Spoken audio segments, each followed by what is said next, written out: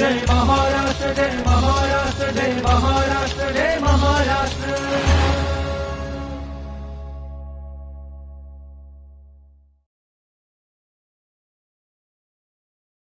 मंडळी नमस्कार। माहिती व जनसंपर्क महासंचालनालयाच्या जय महाराष्ट्र या कार्यक्रमामध्ये मी शिबानी जोशी आपल्या सर्वांचं मनापासून स्वागत करते। मंडळी, आपल्या राज्यामध्ये राष्ट्रीय जलजीवन प्रकल्प हा 2016 सालापासून जागतिक बँकेच्या अर्थसहाय्याने राबवला जातोय। आपल्या राज्यातल्या भूजलाचं संवर्धन आणि संरक्षण करण्यासाठी हा प्रकल्प अत्यंत प्रभावीपणे राबवला जातोय, त्याची प्रभावीपणे अंमलबजावणी होते आणि म्हणूनच नुकताच हैदराबादमध्ये जागतिक बँकेनं आपल्या राज्याचे भूजल आयुक्त चिंतामणी जोशी यांचा सन्मानचिन्ह देऊन सत्कार केला। हा प्रकल्प नेमका काय आहे आणि त्याची अंमलबजावणी आपल्या राज्यामध्ये कशी काय होतीये याची माहिती जाणून घेण्यासाठी आज आपण जय महाराष्ट्र या कार्यक्रमामध्ये निमंत्रित केलंय राज्याचे भूजल आयुक्त चिंतामणी जोशी सर यांना। नमस्कार सर, आपल्या कार्यक्रमामध्ये नमस्कार। आपल्याला नुकताच हा सन्मानचिन्ह देऊन सत्कार करण्यात आलेला आहे या योजनेच्या प्रभावी अंमलबजावणीसाठी। तर हा पुरस्कार घेतल्यानंतर नेमक्या तुमच्या भावना काय होत्या? खूप आनंदाचा विषय होता, कारण राष्ट्रीय जलविज्ञान प्रकल्प हा 2016 सालापासून चालू आहे। वास्तविक हा प्रकल्पाचा तिसरा टप्पा होता आणि पहिल्या 2 टप्प्यामध्ये महाराष्ट्राने खूप चांगली कामगिरी केली होती, परंतु 2016 पासून या प्रकल्पामध्ये जी अपेक्षित कामगिरी केंद्र सरकारला किंवा जागतिक बँकेला अपेक्षित होती तेवढी कामगिरी झाली नव्हती। पण गेल्या वर्षभरामध्ये ज्या पद्धतीनं आपण या कार्यक्रमाकडे लक्ष दिलं तर त्याचा परिणाम परिपाक म्हणून हैदराबादमध्ये नुकत्याच झालेल्या त्यांच्या मिशन आढाव्याच्या कार्यक्रमामध्ये त्यांनी महाराष्ट्राचा पहिला क्रमांक दिला आणि त्यांनी त्यासाठी सन्मानचिन्ह देऊन त्यांनी गौरव केला।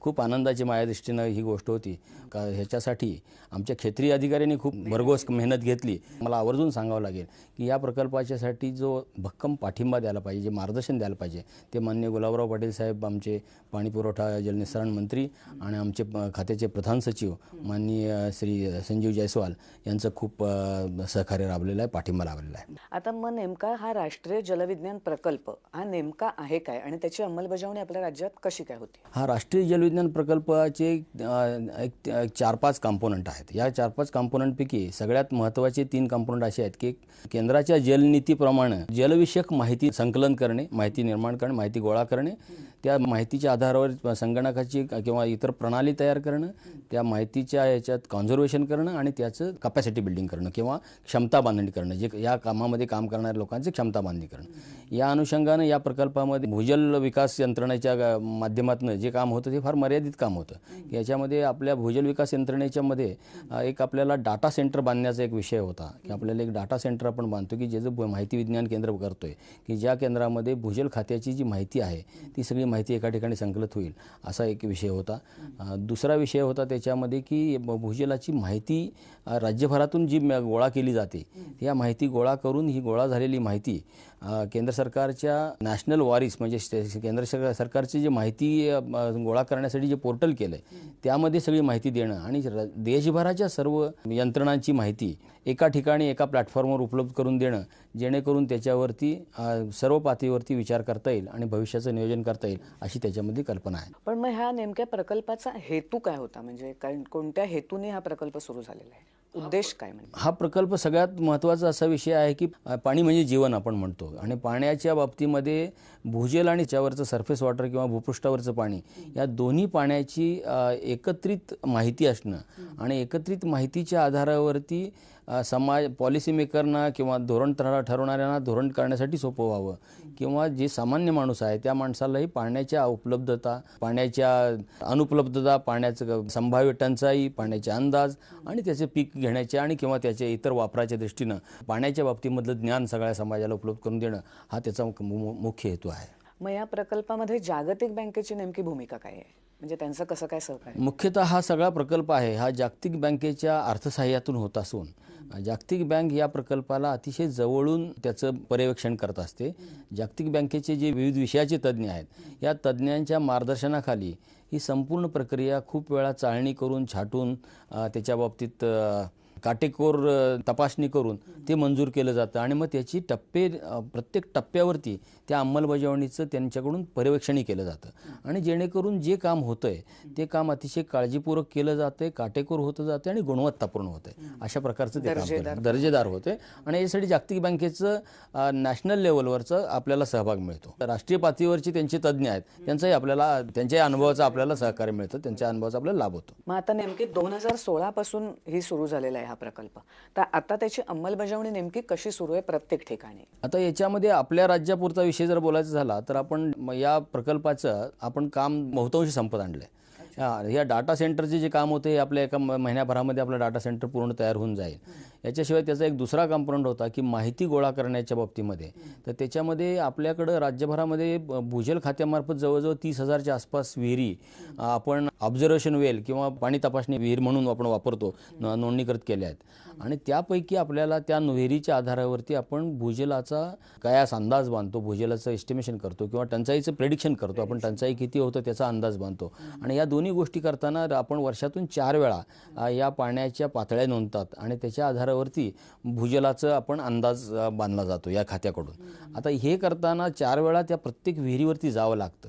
तर त्याच्यामध्ये आपण या राष्ट्रीय प्रकल्पामध्ये असा एक वेगळा प्रयोग केला आहे जो देशात पहिल्यांदाच केला आहे महाराष्ट्रानं आणि तो पहिल्यांदा केंद्र सरकारनं सगळ्या आणि जागतिक बँकेनं छाननी करून आपल्याला तो मंजूर केला आहे. ते विशेष आहे आणि ह्यांना भविष्यामध्ये या विषयाच्या प्रकल्पामुळे भविष्यामध्ये या विषयाला वेगळं वळण लागणार आहे. ते असं आहे की या 330 ठिकाणी म्हणजे प्रत्येक तालुक्याच्या ठिकाणी जी आमची पर्यवेक्षण विहीर आहे त्या विहिरीवरती आम्ही RTDAS म्हणजे real time data receiving dissemination system अशा प्रकारचं मशीन बसवतोय आपण की ज्या मशीननं आपल्याला दर दिवशी दर 6 तासाला त्या पाण्याची पातळी मिळेल आणि त्याच्यामुळे आपल्याला प्रत्यक्ष जागेवर जाऊन जी माहिती गोळा करत होतो आपण ती माहिती गोळा करण्याच्या गरज भासणार नाही आणि आपल्याला तात्काळ माहिती मिळू शकते ह्याच्यामध्ये. आता ह्याचं नेटवर्क हळूहळू वाढणं हा विषय आहे, पण पहिल्या टप्प्यामध्ये आपल्याला या प्रत्येक तालुक्याच्या पाण्याच्या पातळीच्या बाबतीतले आपल्याला अंदाज आपल्याला थेट मिळायचे सुरू झालेले आहे. अरे वा, फारच छान.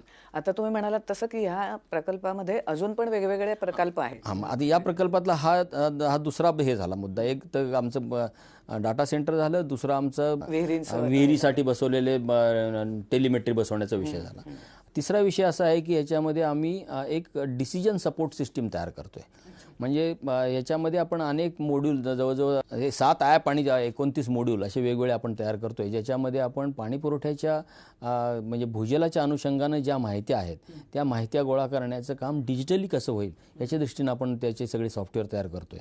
आणि याच्यामध्ये आमचा भूगर्भशास्त्रज्ञ गेला तर तो विहिरीची माहिती कशी भरेल, ती माहिती जी गोळा करतो ती कशा पद्धतीनं भरेल ती त्याच्या ॲपमध्ये आम्ही घेतोय. किंवा आपल्याला विहिरीची नोंद करणे, रिगची नोंद करणे किंवा आता केंद्र सरकारच्या नव्या सूचनाप्रमाणे आपल्याला कमर्शियल वापर करतात किंवा औद्योगिक वापर जे करतायत त्या सर्व लोकांच्या नोंदी करण्याच्या, त्याच्या नोंदी कशा होतील, अशा प्रकारच्या ज्या विभागाच्या अनुषंगानं ज्या सगळ्या गोष्टी होत आहेत या सगळ्या गोष्टी डिजिटाईज करणं हा त्या डिसिजन सपोर्ट म्हणजे निर्णय घेण्यासाठी जी आम्ही संगणक प्रणाली करतोय हे आपण MRSACच्या माध्यमातून करतोय आणि यासाठी जवळजवळ आपल्याला जागतिक बँकेनं 4 कोटीपर्यंत निधी उपलब्ध करून दिला आहे आणि त्याच्या अनुषंगानं आपण ते काम आता ह्याच्यात आलं आहे आणि त्यापैकी 2 मॉड्यूल तर आमचे तयार झालेत, बाकी मॉड्यूल टेस्टिंग मोडमध्ये आहेत.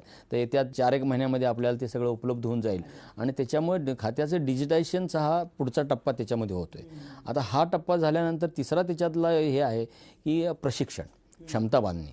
तर याच्यामध्ये आपल्याला राष्ट्रीय या प्रकल्पाच्या अनुषंगानं खूप क्षमता बांधणीची आम्ही कार्यशाळा घेणं किंवा आमच्या खात्यातल्या कर्मचाऱ्यांना वेगवेगळ्या पद्धतीने दुसरा प्रशिक्षण देणं किंवा आता असं आहे की भूगर्भ शास्त्रज्ञ आहेत ते ह्या शास्त्रज्ञांचं ज्ञान अद्ययावत करण्याची प्रक्रिया ही सतत व्हायला पाहिजे.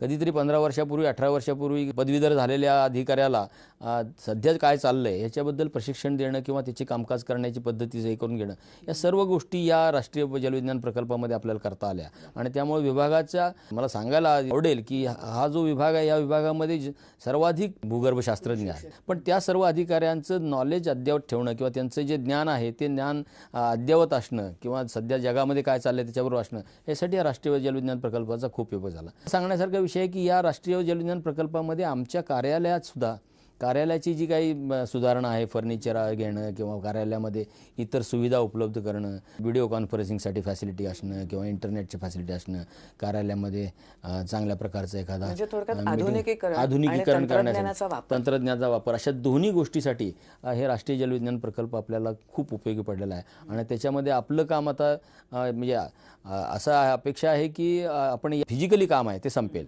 त्यानंतर मग ते ऑब्झर्वेशन घेणं, त्याच्या नोंदी घेणं, त्याच्या नोंदी देणं किंवा त्याचा डाटा शेअर करणं, ही प्रक्रिया मात्र निरंतर चालू राहणार आहे आणि त्या राष्ट्रीय जलविज्ञान प्रकल्पामध्ये ती चालू राहील. तुम्ही जे म्हणालात ना की या प्रकल्पाबरोबरच अजूनच हे छोटे मोठे प्रकल्प त्याच्याबरोबरच सुरू आहेत, तर त्याच्यामध्ये मला वाटतं कृत्रिम बुद्धिमत्ताचा वापर वगैरे असं पण काहीतरी घेतलेलं आहे का? हा, तो कृत्रिम बुद्धिमत्तेचा वापर हा जो विषय आहे, हा विषय थोडासा मी असं म्हणेल की हा त्याचा पुढचा टप्पा आहे. ह्या खात्याच्या अनुषंगाने ज्या वेळेला आम्ही विचार करायला बसलो त्यावेळेला असं झालं आहे की 50 वर्षापूर्वी भूजल विकास यंत्रणा स्थापित झाली आणि 50 वर्षामध्ये या यंत्रणेनं मगाशी मी तुम्हाला सांगितल्याप्रमाणे अनेक विहिरी त्यांनी निश्चित केल्या आणि त्या विहिरीच्या नोंदी घेणं किंवा त्या विहिरीचा प्रकार नोंदणं आणि त्या विहिरीचे मोजमाप करणं, अशा प्रकारचा डाटा त्यांनी गोळा केलेला आणि त्याच्यावरती त्यांनी अंदाज बांधण्याची प्रक्रिया केली. भविष्यकाळामध्ये त्यांच्याकडे पुन्हा त्यांनी राज्यामध्ये रिचार्ज प्रायोरिटी मॅप्स केले, म्हणजे ज्या भागामध्ये एखाद्या गावाचं आपण क्षेत्र घेतलं तर त्या गावामध्ये जलधर कोठे आहे, कोणत्या खडकात पाणी थांबतं, याचे सगळे अभ्यास करून त्याचे नकाशे तयार केलेले आहेत. मायन्युटली लोकांनी फील्डवर बसून केलेले आहेत. आता हे फील्डवर करून घेतलेले नकाशे होते किंवा त्याच्या आधारे त्यांनी पाण्याचा अंदाज बांधण्याचं काम केलं होतं. मी कोणत्या खडकात किती पाणी राहू शकतं आणि त्याच्या पद्धतीने समाजाला हे देणं. भविष्यकाळामध्ये या खात्याने अनेक गोष्टी केल्या, ज्याच्यामध्ये बोरचा कार्यक्रम राबवला, बोरवरती पंपचा कार्यक्रम केला किंवा हायड्रोफ्रॅक्चरिंग सारखं म्हणजे भूगर्भामध्ये स्फोट करून पाणी वाढवण्याचे उपाय, अनेक गोष्टी ह्या खात्याने ज्या उल्लेखनीय केल्यात. परंतु हा सगळा जो कार्यक्रम चालला हे होता, हा मॅन्युअल पद्धतीनं काम चाललेला आहे. आणि याच्यामध्ये मधल्या काळामध्ये मला आपल्याला सांगायला खूप आनंद होईल की जलजीवन मिशनमध्ये आमच्या प्रधान सचिव सरांनी आम्हाला एक प्रकल्प मंजूर करून दिला, जो आम्ही इनिशिएट केला होता. त्याच्यामध्ये आम्हाला त्यांनी MRSAC बरोबर एक पोर्टल तयार करणं आणि त्या पोर्टलच्या आधारावरती आम्ही जे पूर्वी राजीव गांधी पेयजलच्या वेळेला या विभागानं हे जो मगाशी मी बोलत होतो की ज्या विहिरी आहेत आणि जे रिचार्ज प्रायोरिटी मॅप्स केलेले आहेत किंवा जलधराचे नकाशे तयार केले आहेत, हे सगळे डिजिटाईज केले गेले. आणि डिजिटाईज केल्यानंतर मात्र गेल्या 8 वर्षामध्ये त्याच्यात काही घडलं नाही. तर त्यामुळं आम्ही या दोन्हीचा मिळून कार्यक्रम असा घेतला की ते 2011-12 साली जे राष्ट्रीय पेयजल योजनेमध्ये जे काही नकाशे झालेत त्या नकाशापासून आत्तापर्यंत झालेला सगळा विकास त्याच्यामध्ये नोंदावा. आणि हे सगळे नकाशे पूर्वी एकाच 50,000च्या मोजमापानं होते, ते एकाच 50,000च्या मोजमापाचं कमी करून आता एकाच 10,000च्या मॅपचे नकाशे तयार करायचे. या नकाशावरती ज्या ॲसेट्स आहेत, पाणी पुरवठ्याच्या संबंधातल्या ज्या काही शासनाकडून झालेल्या वेगवेगळ्या ॲसेट्स आहेत, ह्या ॲसेट्स सगळ्या त्याच्या नोंदायच्या. मला सांगायला यावेळेस सुद्धा आणखी आनंद होईल की या विभागानं गेल्या वर्षभरामध्येच आम्ही ह्या ज्या पाणलोटाच्या सीमा आहेत, ह्या सीमा बदलून घेतल्या आणि त्या सीमा दुरुस्त केल्या. पूर्वीच्या पाणलोटाच्या सीमामध्ये कुठल्याही एखाद्या दिलेल्या बिंदूवरती किती एवा येणार आहे ह्याची आपल्याला माहिती होत नव्हती. पण आता ज्या सीमा नव्याने निश्चित केल्यात, या रिज टू रिज म्हणजे कडेकडेनं टोकावरून केल्या असल्यामुळं कोणत्याही एखाद्या दिलेल्या बिंदूवरती पाण्याची आवक किती आहे हे निश्चित होऊ शकेल. आणि हे सगळे हे जे नकाशे तयार केलेत, हे नकाशे जुन्या डिजिटाईज नकाशाबरोबर एकाच 10,000 करून हा सगळा डाटा तयार करणं आणि त्याच्यावरती ॲसेटचं जिओ टॅगिंग करणं किंवा ह्या सगळ्या ज्या वेगवेगळ्या प्रकारचे आपल्या ज्या पाणी पुरवठ्याच्या योजना आहेत किंवा पाणी पुरवठ्याच्या किंवा पाणी अडवण्याच्या उपाययोजना आहेत, या सगळ्याचं जिओ टॅगिंग करून त्या सगळा नकाशा तयार आपण MRSACकडून तयार होणार आहे.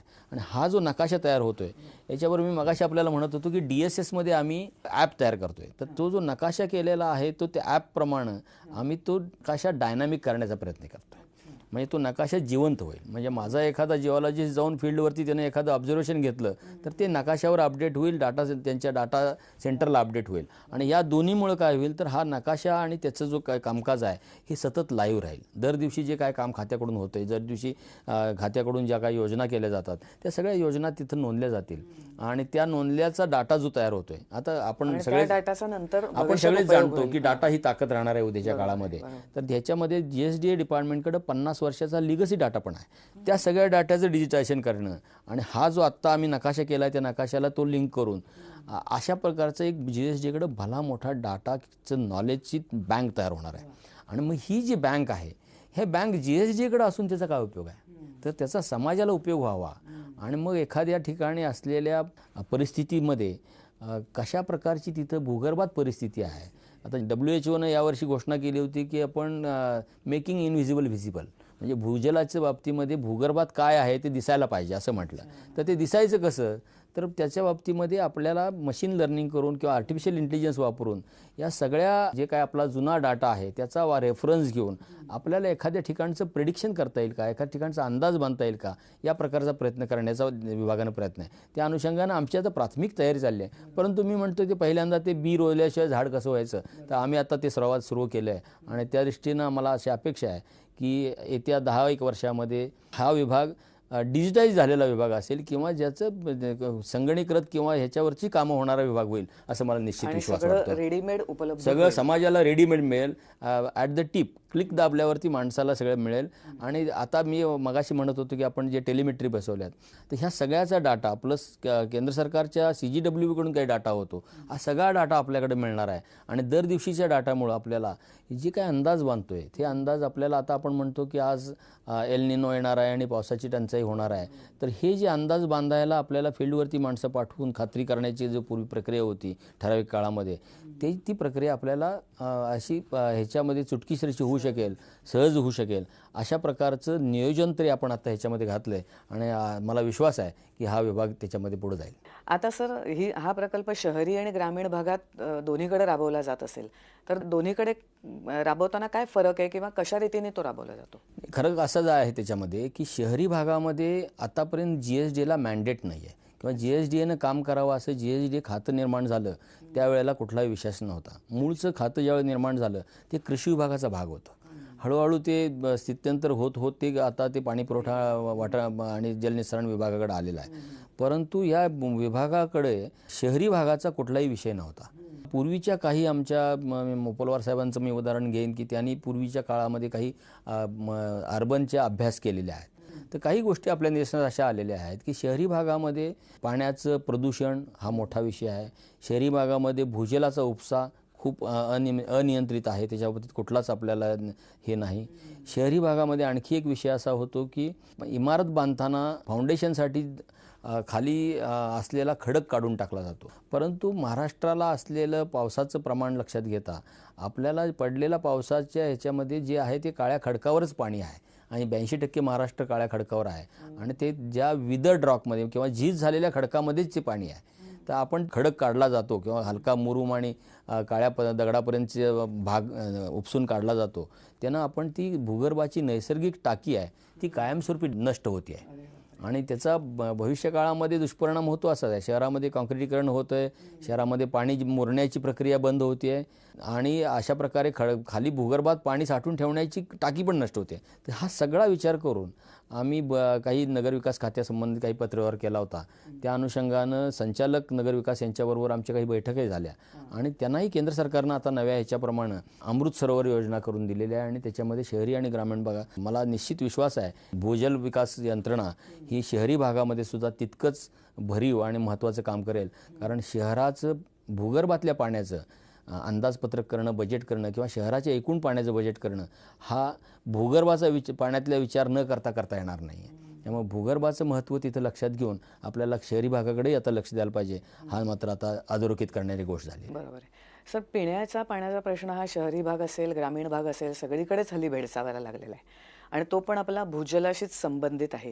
तर त्याच्यासाठी काही असा विशेष कृती आराखडा किंवा त्याच्यासाठी काही अशी एखादी भविष्यकालीन योजना असं काही आहे का आपलं? नाही, आता जलजीवन मिशन खाली केंद्र सरकारकडून जी योजना राबवण्यात येते त्याच्यामध्ये बहुतेक पाण्याचे स्रोत उपलब्ध नाहीत किंवा नदी पण तलाव असे उपलब्ध नाहीत. अशा 26,000पेक्षा जास्त ठिकाणी आम्ही यावर्षी विहिरीची जागा निश्चित करून दिली. अच्छा. आणि या विभागानं गेल्या वर्षभरामध्ये 26,000 ठिकाणी दिलेल्या या ठिकाणी सगळ्या ठिकाणी विहिरी होणार आहेत. आणि या विहिरीच्या स्रोत बळकटीकरण करणं किंवा ह्या विहिरीचं पाणी टिकून राहावं याच्यासाठी प्रयत्न करणं अशा दृष्टीनं आमचा विभाग काही प्रयत्न करतो आहे. आणि जलजीवन मिशनमध्ये काही त्याच्यासाठी आम्हाला निधी उपलब्ध झाला आहे.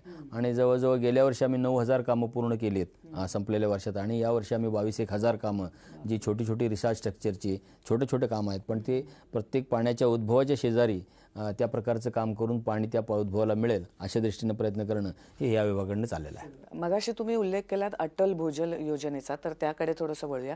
ही योजना नेमकी काय आहे आणि ह्याचा आता ग्रामीण भागाला कसा काय उपयोग होतो आणि त्याची कशी अंमलबजावणी सुरू आहे आपल्या? काय झालं की 72 साली आपण असं म्हणतात की 72 साली पाण्याची परिस्थिती चांगली होती, परंतु खायला आपल्याकडे धान्याची कमतरता होती. जहाजातून आपल्याला धान्य आल्याशिवाय मिळत नव्हतं असं म्हणतात, आयात व्हायची. पण त्याच्यानंतर हरित क्रांती आली किंवा इतर हे आले आणि पाणी उपसण्याच्या मशिनरी खूप परिणामकारक झाल्या, इफेक्टिव्ह झाल्या. आणि त्याचा परिणाम असा आला की भूगर्भातलं पाणी मोठ्या प्रमाणात उपसायला सुरू झालं. लोकसंख्या वाढली, त्याच्यामुळं त्याची मागणी वाढली आणि अशा प्रमाणात भूगर्भामध्ये मधील पाण्याचं अनियमित वापर सुरू झाला. आणि मग भूगर्भामध्ये जे पाणी मुरतं आणि जे पाणी वापरतो ह्याचं प्रमाण व्यस्त झाल्यामुळं खूप मोठ्या प्रमाणामध्ये आपल्या महाराष्ट्रामध्ये सुद्धा जवळजवळ 367 वॉटरशेडमध्ये आपल्याला पाण्याची पातळी जी नियमित ह्याच्यापेक्षा कमी झालेली आहे. मग अशा प्रकारची जी गावं आहेत अशा गावासाठी केंद्र सरकारनं अनेक प्रकारचे वैयक्तिक आणि राज्य सरकारकडूनही अनेक प्रकारचे प्रयत्न ह्याच्यामध्ये झालेले आहेत. पण केंद्र सरकारनं आपल्या राज्यामधीलच हिवरे बाजारच्या धर्तीवरती एक योजना आणली आहे आणि त्या योजनेचं नाव आहे अटल भूजल योजना. या योजनेचा मूळ गाभा असा आहे की लोकसहभागामधून पाणी व्यवस्थापन. आणि पाणी व्यवस्थापन करण्यामागं सगळ्यात महत्त्वाचा विषय असा आहे की आपल्या महाराष्ट्रामध्ये 82, मगाशी मी म्हणत होतो की 82% पाणी हे खडकावर पाणी आहे आणि पावसाचं प्रमाण मात्र व्यस्त आहे. आपल्याला माहीत नाही की किती पाऊस पडेल. त्यामुळे आपल्या टाकीमध्ये असलेलं पाणी दरवर्षी तेवढीच टाकी भरेल हे सांगता येत नाही. त्यामुळे दरवर्षीच्या पावसाळा संपल्यानंतर, कारण आपल्याकडे फक्त 4 महिने पाऊस पडतो आणि 4 महिने पाऊस पडल्यानंतर 8 महिने आपल्याकडे पाऊस नसतो. तर पाऊस संपल्यानंतर त्या पाण्याचं नियोजन जे त्यांच्या भूगर्भात आहे ते पाण्याचं नियोजन गावाकडून व्हावं ही त्यातला मूळ त्या योजनेचा गाभा आहे. त्या योजनेच्या अनुषंगानं त्या योजनेमध्ये केंद्र सरकारनं बरेच टप्पे केलेले आहेत आणि त्या टप्प्यामध्ये आता आपण त्या ह्याच्यातल्या 3ऱ्या टप्प्यावर आणि 4थ्या टप्प्यावरती आपण काम करतोय.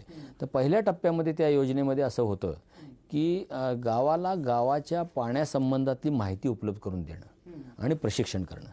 तर त्या अनुषंगानं आम्ही सगळ्या गावामध्ये जी आता साधारण आपल्या अटल भूजल योजनेमध्ये 13 जिल्ह्यामध्ये 1434 गावं आपली आहेत.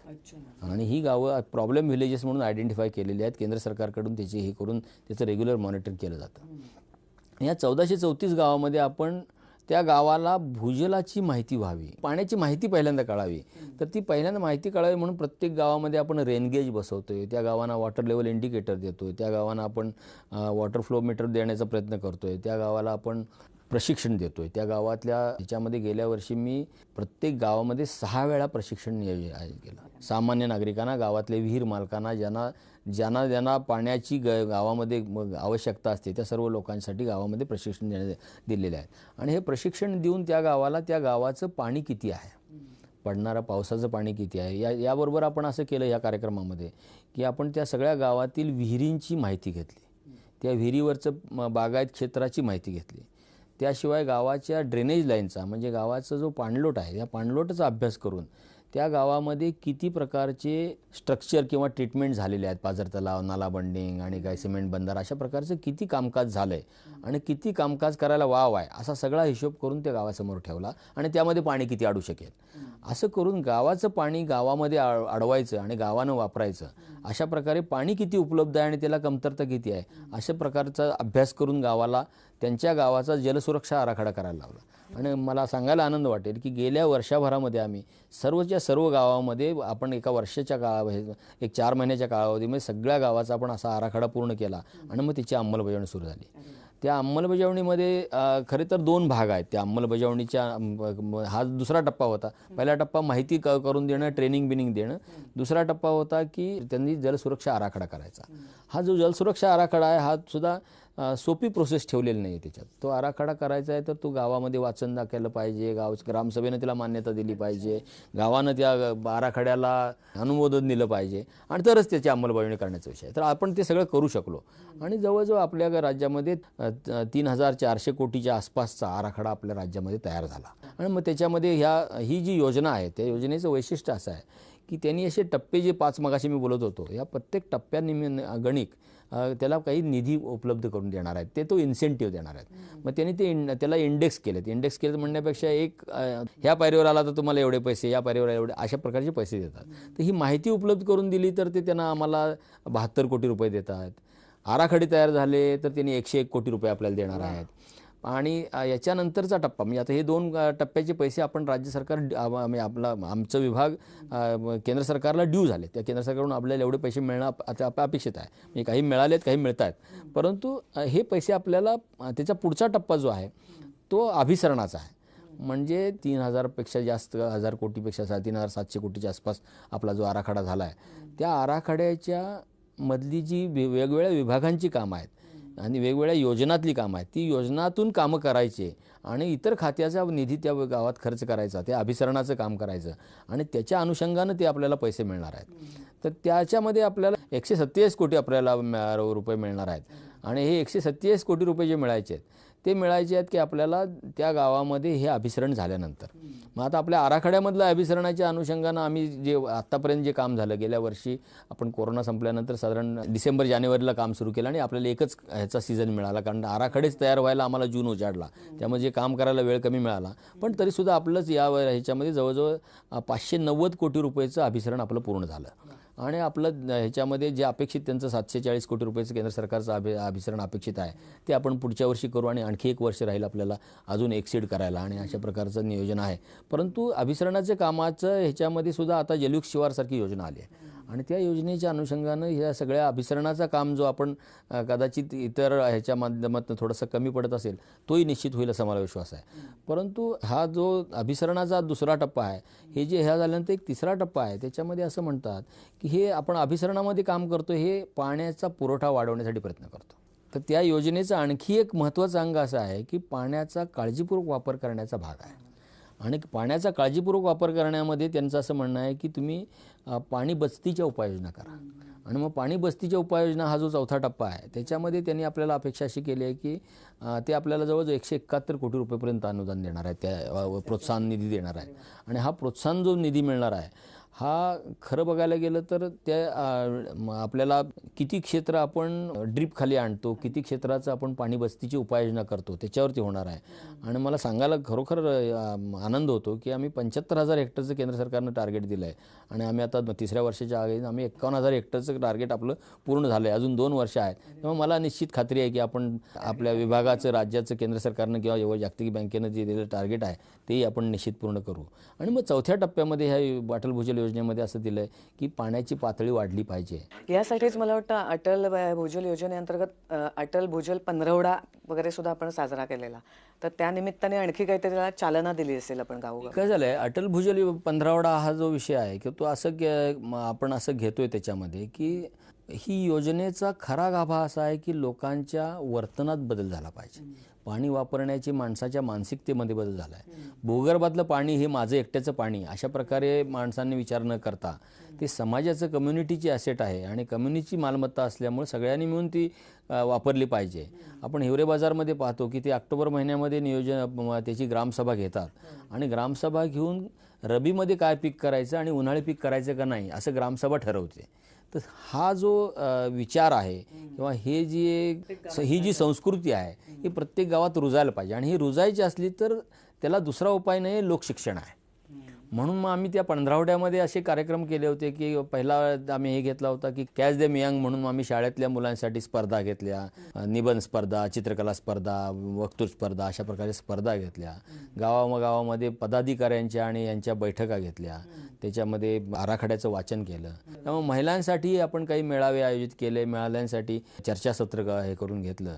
आणि ह्याच्यामध्ये त्या गावामध्ये आपण हिवरे बाजार किंवा अशी जी तत्सम गावं आहेत ज्या गावांनी पाण्याची काळजीपूर्वक परिणामकारक वापर करून गावाचं उत्पादन वाढवलं किंवा गावाच्या सुबत्ता आणली किंवा गाव सधन झालं, जलयुक्त झालं, अशा गावांच्या काही क्लिप दाखवणं, अशा गावाचं माहिती देणं, अशा प्रकारचे अनेक उपाय केले.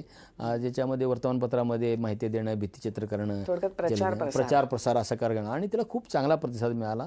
आणि त्याचा केंद्र सरकारनं सुद्धा त्या विषयाचा आम्ही जे काय प्रयत्न केले होते त्याचं कौतुक केलं आहे. सर, मग ह्या योजनेअंतर्गत साधारण आपल्या किती जिल्ह्यांमध्ये काम झालंय का सगळ्याच जिल्ह्यात होतं? नाही, हे काम फक्त 13 जिल्ह्यातल्या 1444 गावामध्ये आहे. अच्छा, निवडलेली गावं आहेत. हे गावाच्या बाबतीत पाण्याची पातळी धोक्याच्या खाली गेली म्हणून हे गावं निवडलेली आहेत आणि त्या गावामध्येच सुधारलं तर मग आजूबाजूच्या गावाला आपोआपच त्याचा प्रचार प्रसार होईल.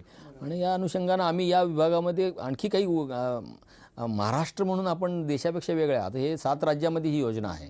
महाराष्ट्र म्हणून आम्ही काही 2-3 गोष्टी वेगळ्या केलेल्या आहेत. त्या अशा आहेत की त्याच्यातली एक गोष्ट आहे की आम्ही याच्यामध्ये आपल्या गाडगे महाराज अभियानच्या धर्तीवरती ह्या अटल भूजल योजनेमध्ये जे गावं आहेत, ती 1400 गावं आहेत, या गावामध्ये एक स्पर्धा लावली. अच्छा. आणि त्या स्पर्धेचं आम्ही त्याच्यामध्ये त्यांना प्रोत्साहन निधी देणार आहे आणि तो त्यांनी त्याच्या जलसुरक्षा आराखड्यातल्या कामावरती खर्च करण्याची त्यांना आपण मुभा देणार आहे की तुम्ही सांगाल त्या कामावरती काम करा. राज्य पातळीवरती आपण त्यांना 1,50,00,000, 30,00,000 अशा प्रकारचं पहिला, दुसरा, तिसरा नंबर देणार आहे. आणि जिल्हा पातळीवरती आपण 50,00,000, 30,00,000, 20,00,000 अशा प्रकारचं जिल्हा पातळीवरती बक्षीस देणार आहे 3 क्रमांक काढून. आणि मग त्याची प्रक्रिया राबवून आपण असं अपेक्षित करतो की याच्यामुळे लोकांच्या मध्ये उत्साह येईल की या योजनेमध्ये आपण भाग घ्यावा आणि लोकसहभाग वाढावा, असा त्याच्यातला विषय आहे. दुसरी एक योजना आम्ही आत्ता करतोय, त्याच्या अंतिम टप्प्यात आहे, आम्हाला त्याच्या सर्व मंजुऱ्या मिळाल्या. तर आम्ही हैदराबादमध्ये एक इक्रिसॅट म्हणून संस्था आहे जी WHO ची संस्था असून ती कोरडवाहू शेतीबद्दल संशोधन करते. गेले 50 वर्ष तिथे संशोधन करतात. तर त्यांनी काही बुंदेलखंडमध्ये काही प्रयोग केलेत आणि ज्याच्यामध्ये त्यांनी एखाद्या गावाचा विकास करताना त्या गावामध्ये वेगवेगळे त्यांचे जे शेतीच्या उपाययोजना आहेत किंवा ट्रीटमेंट आहेत किंवा ज्या पद्धतीनं त्यांची शेती करण्याची पद्धती आहे, त्यांचे बी बियाणं आहे, त्यांचे कल्टिवेशन प्रॅक्टिसेस आहेत, या सगळ्याचा वापर करून त्यांनी शाश्वत शेती कशी होईल अशा प्रकारचं खूप संशोधन केलं आहे. तर त्याच्यामधले आम्ही आता 13 जिल्ह्यामध्ये आम्ही 7 जिल्ह्यामध्ये 1,000 हेक्टरचे ट्रायल प्लॉट त्यांच्याकडे करण्याचा आम्ही करार करतोय. आता ते अंतिम टप्प्यात आहे. आणि तसं जर झालं तर आपल्याला काही मॉडेल फार्म निर्माण होतील की मॉडेल गावं निर्माण होतील की ज्या गावामध्ये कोरडवाहू शेती, कारण मुळात असं आहे की आपल्याकडं ह्या सगळ्या गावामध्ये पाण्याची पातळी खाली जाण्याचं सगळ्यात मोठं कारण आहे की कोरडवाहू शेती चांगली पिकत नाही म्हणून माणूस बागायताकडे पळतोय. तर कोरडवाहू शेती जर चांगल्या पद्धतीने झाली तर त्या गावाला किंवा त्या शेतकऱ्याला पाण्याची बचत होईल. अर्थात त्याच्यामध्ये आपण मार्केट लिंकेजपर्यंत हा विषय घेतला आहे आणि त्यामुळे हा विषय हा आपला नेहमीपेक्षा वेगळा महाराष्ट्रामध्ये अटल भूजल योजनेमध्ये आपण करतोय. म्हणजे भूजलाच्या बाबतीत खूप वेगळे प्रयोग, खूप वेगवेगळे प्रकल्प आपल्या विभागातर्फे आहेत, सुरू आहेत आणि भविष्यातही येणार आहेत. सर, आपण भूजलाविषयी बोलतोय, पण आपल्या राज्यातल्या भूजलाची नेमकी गुणवत्ता काय आहे किंवा ती सुद्धा गुणवत्ता किंवा तो दर्जा काय आहे ह्याच्यासाठी सुद्धा आपलं काही संशोधन किंवा त्याचं पण काही मोजमाप असं चालू असतं का? मुळामध्ये आपल्याकडं या भूजलाच्या या विभागाच्या 3600च्या आसपास 3666 विहिरी विभागाच्या मूळच्या ऑब्झर्वेशन वेल होत्या. परंतु त्यानंतर राष्ट्रीय पेयजल योजनेमधल्या विहिरी त्याच्यामध्ये ॲड करून 32,000च्या आसपास विहिरी आपण वर्षातून 4 वेळा त्याचे आपण ऑब्झर्वेशन घेतो किंवा त्याची आपण नोंदणी करतो. हे करताना आपण त्याच्याबरोबर वॉटर क्वालिटीची किंवा त्या पाण्याच्या गुणवत्तेबद्दलचा अभ्यास करून कोणत्या भागातलं पाणी पिण्यास योग्य आहे, अयोग्य आहे, कोणत्या भागामध्ये फ्लोराईड आहे, कोणत्या भागात आयनचे जादा हे आहे, अशा प्रकारचे सगळे जे आस्पेक्ट्स आहेत, जवळजवळ 16 आस्पेक्ट वेगवेगळे आपण तपासत होतो. 2016 साली आरोग्य विभागाकडून त्यांच्या ज्या पाणी गुणवत्ता तपासणीच्या ज्या प्रयोगशाळा होत्या ह्या भूजल खात्याकडे वर्ग करण्यात आल्या. त्याआधी ते आरोग्य विभागाकडून आणि जिल्हा परिषदमार्फत ते केलं जात होतं. ह्या लॅबोरेटरी वर्ग केल्यानंतर पुण्यामध्ये एक आपण राज्याची प्रमुख लॅब तयार करतोय आणि त्या लॅबचं आता बांधकाम अंतिम टप्प्यात आहे. येत्या 2 महिन्यामध्ये आपण ती लॅब लोकार्पण करू अशा प्रकारची परिस्थिती आहे आणि ती स्टेट ऑफ आर्ट एक खूप चांगली प्रायव्हेटमध्ये जशी लॅब असावी अशा प्रकारची लॅब करण्याची आता तिथं आमचा सगळा प्रयत्न चालला आहे. आणि त्याच्या ज्या सर्व मंजुऱ्या आहेत त्या अत्यंत अद्ययावत आणि अत्यंत अत्याधुनिक मशिनरी असलेली अशी ती लॅब असेल.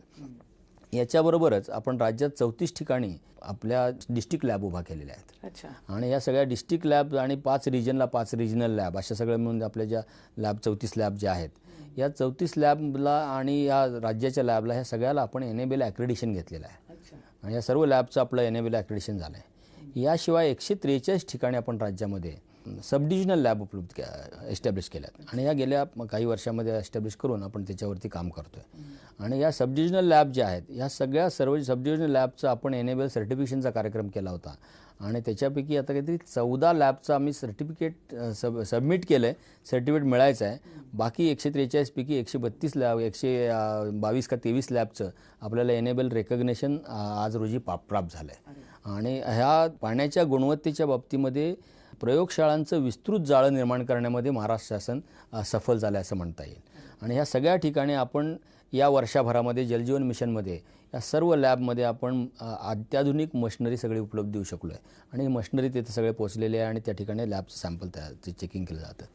जिल्हा परिषदच्या आरोग्य सेविका आणि जलदूत आणि जलसुरक्षक आहेत यांच्यामार्फत त्या ठिकाणी वेळोवेळेला पाण्याचे नमुने आणले जातात आणि तपासून घेतले जातात आणि हे पाण्याचे नमुने ऑनलाईन उपलब्ध करून दिले जातात आणि ह्याचा ऑनलाईन आराखडा केंद्र सरकारपर्यंत जात असल्यामुळं कुठल्या भागामध्ये एखाद्या ठिकाणी पाण्याचं जर दर्जाबद्दल वाद असला तर केंद्र सरकारकडून रायडर येत असल्यामुळं आपण त्याच्यावरती सर्व पातळीवरचं कामकाज केलं जातं. पिण्याचं पाणी जे आहे ते समाजाला चांगलं उपलब्ध होईल, गुणवत्तेचं पाणी उपलब्ध होईल अशा प्रकारचा प्रयत्न ह्या ठिकाणी होतो आहे. आणि ह्याच्यामध्ये ह्या लॅबोरेटरीज आहेत, ह्या सगळ्या प्रयोगशाळा खाजगी व्यक्तींनाही त्यांचं पाण्याचा नमुना तपासून देऊ शकतात आणि कोणाला त्याचा लाभ घ्यायचा असला घेऊ शकतात ते. आणि मग काही ठिकाणी अशाला आपल्याला काही आर्सेनिक, फ्लोराईड अशा प्रकारचं काही नायट्राईट किंवा आणि एखादं आयन असं काही दिसलं तर आपण त्या सोर्सच्या बाबतीमध्ये जी काही पूर्वदक्षता घ्यायची आहे त्याच्याबद्दल आपण त्यांना हे देतो, सूचना देतो आणि काही वेळेला तो सोर्स बंद केला जातो, इतर ठिकाणून पाणी दिलं जातं. अशा प्रकारे कामकाज चालतं ते. खरं तर तुम्हीच म्हणालात तसं सर, पाणी म्हणजे जीवन आहे आणि ते नसेल तर आपण काय अवस्था होऊ शकते हे पुढे भविष्यात आपल्याला कळेल. तर ते तसं घडू नये म्हणून आपलं सगळं हे चाललेलं आहे आणि आत्तासुद्धा वर्तमानात लोकांना चांगलं राहायला मिळावं आणि भविष्यातही चांगलं राहायला मिळावं. तर जाता जाता तुम्ही लोकांना, कारण आत्ता तुम्ही लोकसहभागाविषयी पण सांगितलं की नुसत्या सरकारी योजना असून चालणार नाही, त्यातला लोकसहभाग पण पाहिजे, लोकांनी इंटरेस्ट पण त्यात घेतला पाहिजे, तरच त्या गावाचा विकास होऊ शकेल आणि त्या योजना यशस्वी होऊ शकतील. तर जाता जाता तुम्ही लोकांना काय संदेश द्याल, कारण तुम्ही भूजल आयुक्त आहात आणि तुमचा भूजलावरचा अभ्याससुद्धा आहे आता इतक्या वर्षांचा. तर लोकांना काय सांगाल की तुम्ही पण काय करू शकता की ज्यामुळे या योजनांमध्येही तुम्ही सहभागी व्हाल आणि तुम्हीसुद्धा स्वतः काहीतरी एक सहकार्य कराल? मुळामध्ये मी सर्व लोकांना सांगायचं असं म्हणेल की हे भूजलामध्ये जे पाणी आहे हे माझ्या विहिरीचं पाणी हे माझं आहे आणि मी किती उपसलं तर चालतं, ही पहिल्यांदा कल्पना काढून टाकली पाहिजे. कारण त्या पाण्याचं अंतर्गत एकमेकाबरोबर प्रवाहावर तर लिंकेज आहे, एकमेकामध्ये ते जोडलेलं आहे. आणि ज्या आपल्या भागामधलं जे पाणी आहे किंवा आपल्या जलधरामधलं जे पाणी आहे ते पाणी जर तुम्ही अमर्याद वापरलं तर अनेक गावं अशी पाहिलेली आहेत की जिथं आपल्या विहिरीला पाणी नाही आहे, विहिरीमध्ये गवत उगवलं आहे. आणि ही अशीच 1400 गावं आपण निवडून त्या गावावरती विशेष प्रयत्न करायला लागतोय. आणि मग अशा प्रकारचं रांगेत जाणारे गावं म्हणून आपलं गाव न्यायचं का, हा सगळ्यांनी विचार केला पाहिजे. आणि मग पाण्याचा भूगर्भातलं पाणी हे आहे, हे काय कायमस्वरूपी नाही आहे. येणारं आणि जाणारं पाणी ह्याचा विचार करून खाली कुठली हे नाही आहे, समुद्र नाही आहे खाली की बाबा किती उपसलं तर चालतंय, पाणी येत राहील असा विषय नसल्यामुळं. आणि विशेष करून महाराष्ट्राच्या शेतकऱ्यांना माझं हे सांगणं असं राहील की महाराष्ट्राला काळ्या खडकाच्या खाली पाणी नाही आहे. आपल्याकडं बोर पाडण्याची खूप मोठी स्पर्धा लागते, परंतु ही जी स्पर्धा आहे या स्पर्धेनं कदाचित पृथ्वी तयार झाली त्या काळातलं जे पाणी आहे ते पाणी आपण उपसतोय आणि संपवतोय, तर आम्ही आमच्या भविष्यातल्या पिढीला काय ठेवणार आहोत. आता अशा प्रकारचं शेतीसाठी पाणी आहे. आव्हान असं राहील की जे बोरचं पाणी आहे हे पिण्यासाठी ठेवलं पाहिजे आणि जे पाणी विहिरीचं पाणी आहे ते आपल्याला माहिती आहे की दरवर्षी किती उपलब्ध होतं आहे आणि उपलब्ध झालेल्या पाण्याचा काटेकोर वापर करून आपली शेती केली पाहिजे. असा जर सगळ्याच शेतकऱ्यांनी विचार केला तर निश्चित या भूजल सर्वेक्षण विकास यंत्रणेचं जे मूळ हेतू आहे, इप्सित आहे, ते साध्य होईल. सर, तुम्ही आत्ता आलात आणि अगदी विस्तृतपणे एकूणच आपल्या महाराष्ट्रातल्या भूजलाविषयी, भूजलाचं वेगवेगळ्या प्रकल्पाद्वारे होणारं संरक्षण, संवर्धन कसं होतंय आणि त्या सगळ्या योजनांची अंमलबजावणी आपल्या राज्यात कशी होते याविषयीची अगदी विस्तृत माहिती दिलीत, त्याबद्दल मनापासून धन्यवाद. आजच्या या कार्यक्रमात तुम्ही सहभागी झालात त्याबद्दल मनापासून आभार. नमस्कार. नमस्कार.